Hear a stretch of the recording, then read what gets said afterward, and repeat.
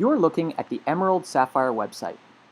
This video will take you on a tour of the features of the website and how you can use it for quality improvement. When you're on the website, there is a frequently asked questions page that explains how to use the website and provides some detail regarding how the data was generated. Green info buttons, or tooltips, are located throughout the website. If you hover the mouse over one of these tooltips, a box will appear describing the purpose of that area of the website. Our starting point on this tour is the page with data regarding diabetes care measures. I'd like to draw your attention first to the right-hand side of the screen. This is where some basic demographics regarding patients with diabetes in your practice are described and then compared against the average of participating EMRALD physicians. For instance, this demo doctor's practice has 14 patients with diabetes, representing 5% of her practice. Overall, the average EMRALD family physician in this demo has 62 patients, representing 4% of their practice. Now I'd like to shift your attention back to the left-hand side of the screen. This is where care measures are illustrated in a bar graph. The bar graph illustrates how this physician is doing compared to an achievable benchmark of care, defined as the performance achieved by the top 10% of participating physicians for each care measure.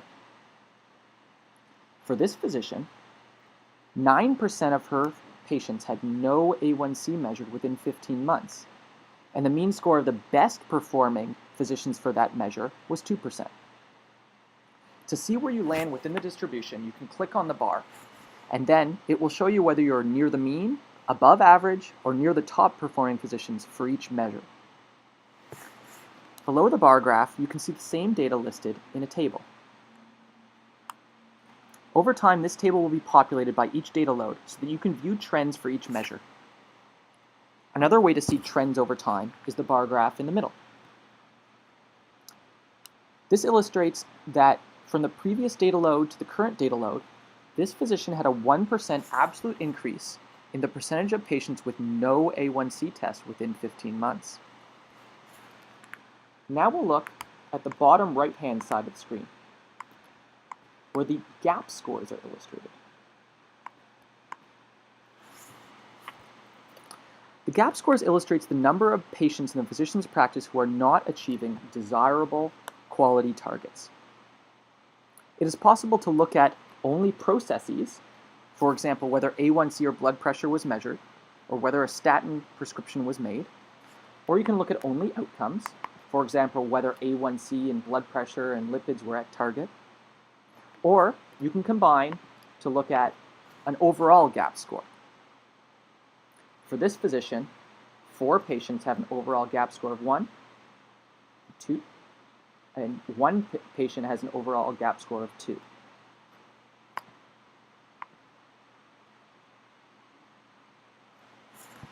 It might be of interest to learn more about the patients with a gap score. Doing this is easy. You simply click on the bar. If you do that, patient IDs are listed in a table, along with much more data about these patients, including things like when their most recent A1C and blood pressure was measured. It is also possible to see patient-level data for all patients with diabetes by removing the gap score filter. Now, all the patients in the physician's practice are listed who have diabetes, with all of their info, including, towards the end, whether you have billed the bonus code. From this page, you may actually identify a patient who doesn't belong in the list. You can exclude them from future analyses by clicking on the exclude button and then listing your reason. There's a few more things to demonstrate.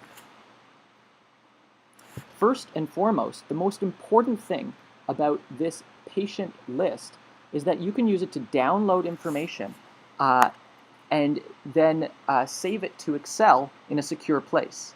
Once you're in Excel, you can sort or filter according to patients that might need reassessment. Now let's go back to the diabetes main page.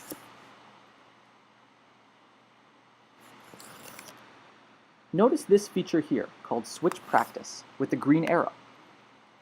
This is available to this physician because she's been named a delegate by other physicians in her practice. This means that she's been given explicit permission to see the data of her colleagues with just the click of a button. Without this permission, it is not an option. It is possible for many physicians to name an administrative person as their delegate.